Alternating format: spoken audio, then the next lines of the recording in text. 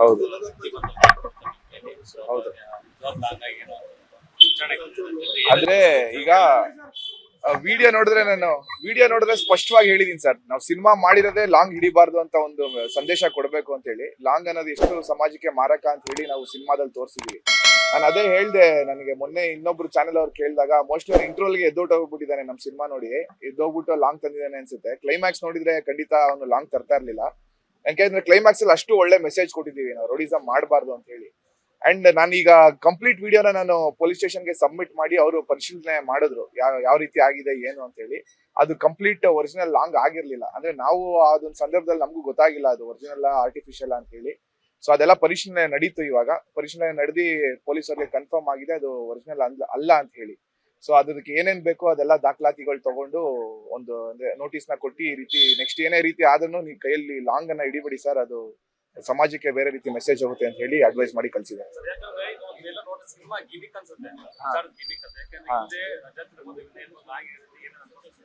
ಹೌದು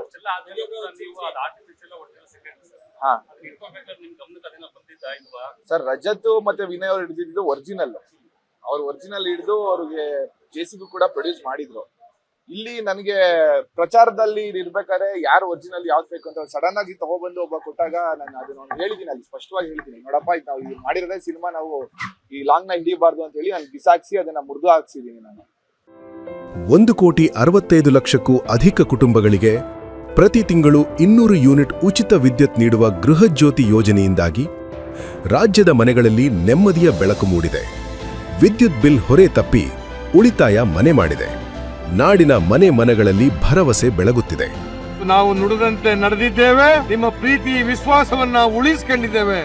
ಗ್ಯಾರಂಟಿ ಸರ್ಕಾರಕ್ಕೆ 1000 ದಿನಗಳು, ನನಸಾಗಿದೆ ಕೋಟಿ ಕನಸುಗಳು. ಅದು ಗಿಮಿಕ್ ಅಂತ ನಾವು ಹೇಳಕ್ಕೆ, ಯಾಕೆಂದ್ರೆ ಸಡನ್ ಆಗಿ ಯಾರೊಬ್ಬ ಅವ್ನು ಯಾರು ಅಂತಾನು ಗೊತ್ತಿಲ್ಲ ನನಗೆ, ಅನಾಮಿಕಾ ಬಂದ್ಬಿಟ್ಟು ನನಗೆ ಕೈಗೆ ಇಟ್ಕೊಳ್ಳಿ ಅಂತ ಅಂದಾಗ ಅವ್ನಿಗೆ ಅಡ್ವೈಸ್ ಮಾಡಿ ಕಳ್ಸಿರೋದು ನಾನು. ಅದು ವಿಡಿಯೋ ವೈರಲ್ ಆಗಿರೋದು 2 ದಿನ ಆದ್ಮೇಲೆ. ಸೊ ನಾವು ಅದು ಪ್ರಚಾರಕ್ಕೆ ಮಾಡಿದೀವಿ ಅದು ಅಥವಾ ಇನ್ನೇನೋ ಸಿನಿಮಾ ಗಿಮಿಕ್ ಅಂತ ಹೇಳಕ್ಕೆ ನಾನು ಒಪ್ಕೊಳಕ್ ಆಗಲ್ಲ. ಯಾಕಂದ್ರೆ ನಾನು ತುಂಬಾ ವಿಚಾರಿಸಿ ಯಾರು ಅವನು ಹುಡುಗ ಅಂತ ಹೇಳಿ. ಆರ್ಟ್ ಡಿಪಾರ್ಟ್ಮೆಂಟ್ ಅಲ್ಲಿ ಕೆಲಸ ಮಾಡೋನಂತೆ ಹುಡುಗ, ಮೋಸ್ಟ್ಲಿ ಗೋಡನ್ ಇಂದ ತಗೊಂಡ್ ಬಂದಿದ್ದಾನೋ ಏನೋ ಇರ್ಬೋದು. ಅದು ಗೋಡನ್ ಇಂದ ತಗೊಂಡ್ ನಾನು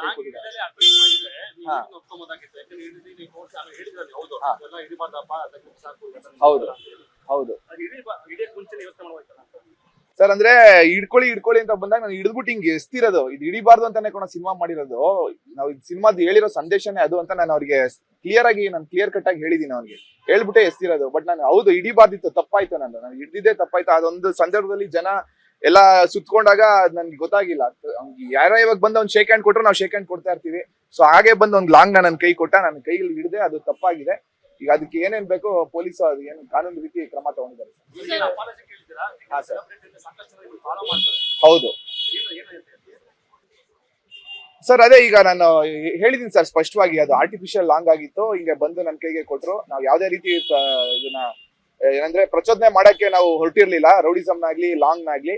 ಅಂದ್ರೆ ನಾವು ಸಿನಿಮಾಲಿ ಹೇಳಿರೋ ಸಂದೇಶನೇ ನಾನು ಪೊಲೀಸರಿಗೂ ಹೇಳ್ದೆ, ನಾವು ಸಿನಿಮಾ ಮಾಡಿರೋದೇ ರೌಡಿಸಂ ಮಾಡಬಾರ್ದು ಅಂತ ಹೇಳಿ, ಯುವಕರು ಇದೆಲ್ಲ ಈ ರೀತಿ ಒಳಗಾಗ್ಬಾರ್ದು ಅಂತ ಹೇಳಿನೇ ನಾವು ಸಿನಿಮಾ ಮಾಡಿರೋದು ಅಂತ ನಾನು ಪೊಲೀಸ್ ಅವ್ರ ಮುಂದೆ ಇಷ್ಟೊತ್ತು ನನಗೆ 1 hour ನಡೀತು ನಮಗೂ ಅವ್ರಿಗೆ ಒಂದು ಮಾತುಕತೆ.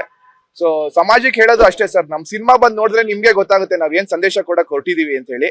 ಸೊ ನಾವ್ ಯಾವ್ದೇ ರೀತಿ ರೌಡಿಸಂನಾಗ್ಲಿ ಅಥವಾ ನಾನೊಬ್ಬ ಸೆಲೆಬ್ರಿಟಿ ಆಗಿ ನಾನು ಲಾಂಗ್ ಹಿಡಿದು ನಾನು ಹಿಂಗೆ ಏನೋ ಒಂದು ಅದನ್ನ ವಿಜೃಂಭಣೆ ಆಗಿ ನಾನು ತಿರುಗಿಸೋದೋ ಎತ್ತೋದೋ ಮಾಡಿದ್ರೆ ಅದು ತಪ್ಪು ಸಂದೇಶ. ವಿಡಿಯೋ ಕ್ಲಿಯರ್ ಆಗಿ ನೋಡಿದ್ರೆ ನಿಮ್ಗೆ ಗೊತ್ತಾಗುತ್ತೆ ನಾನು ಅದು ಎಷ್ಟು ಸ್ಮೂತ್ ಆಗಿ ಅವ್ನಿಗೆ ಹೇಳಿ ಕಳ್ಸಿದೀನಿ. ಇದನ್ನ ನಾವು ಸಿನಿಮಾ ಮಾಡಿರೋದೇ ಈ ರೌಡಿಸಂ ನಾ ಮಾಡಬಾರ್ದು ಅಂತ ನೀಟಾಗಿ ಹೇಳಿ ಕಳ್ಸಿದೀನಿ. ನಾನು ಯಾವ್ದೇ ರೀತಿ ಸಮಾಜಕ್ಕೆ ಕೆಟ್ಟ ಮೆಸೇಜ್ ನ ಕೊಡಕ್ ಹೊರಟಿಲ್ಲ.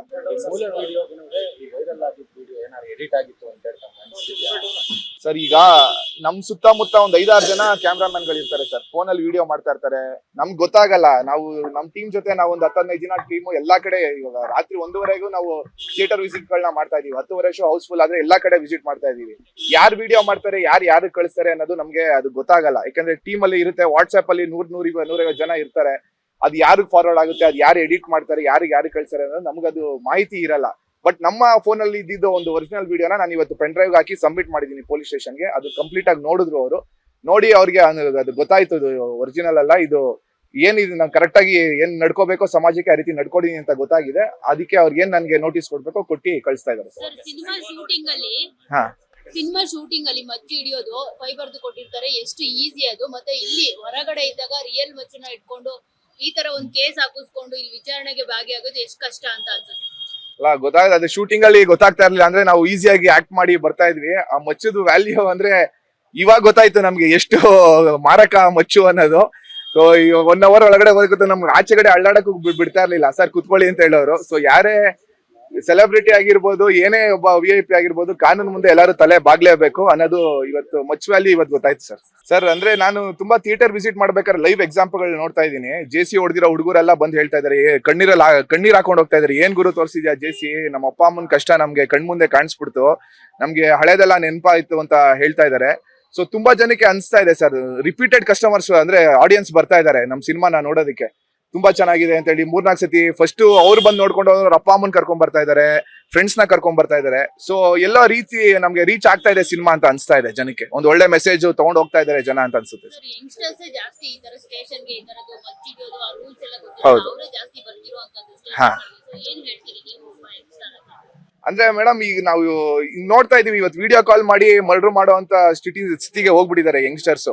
ಸೊ ಅಂತ ಯಂಗ್ಸ್ಟರ್ಸ್ಗೆ ನಾವು ಸಿನಿಮಾ ಮಾಡಿರೋದು. ಸಿನಿಮಾಗ್ ಬಂದ್ರೆ ಖಂಡಿತ ಗೊತ್ತಾಗುತ್ತೆ ನಮ್ ಸಿನಿಮಾ ಯಾವ ರೀತಿ ನಾವು ಮೆಸೇಜ್ ಕೊಡಕ್ ಹೊರಟಿದೀವಿ. ಸೊ ಒಂದು ಸೋಷಿಯಲ್ ಮೆಸೇಜ್ ಯಾವ ರೀತಿ ಇದೆ ನಮ್ ಸಿನಿಮಾದಲ್ಲಿ ಚೆನ್ನಾಗಿ ಅರ್ಥ ಮಾಡ್ಕೊಂಡು ಹೋಗ್ಬೋದು ಸಿನಿಮಾ ಮುಖಾಂತರ. ಲೇಟೆಸ್ಟ್ ಹಾಗೂ ಇಂಟ್ರೆಸ್ಟಿಂಗ್ ಸುದ್ದಿಗಳಿಗಾಗಿ ಬಾಸ್ ಟಿವಿ ಕನ್ನಡ ಚಾನೆಲ್ನ ಸಬ್ಸ್ಕ್ರೈಬ್ ಮಾಡಿ, ಹಾಗೆಯೇ ಬೆಲ್ ಐಕಾನ್ ಪ್ರೆಸ್ ಮಾಡಿ. ಇದರ ಜೊತೆಗೆ ಫೇಸ್ಬುಕ್, ಇನ್ಸ್ಟಾಗ್ರಾಮ್, ಎಕ್ಸ್ ನಲ್ಲೂ ಮಿಸ್ ಮಾಡದೆ ಫಾಲೋ ಮಾಡಿ.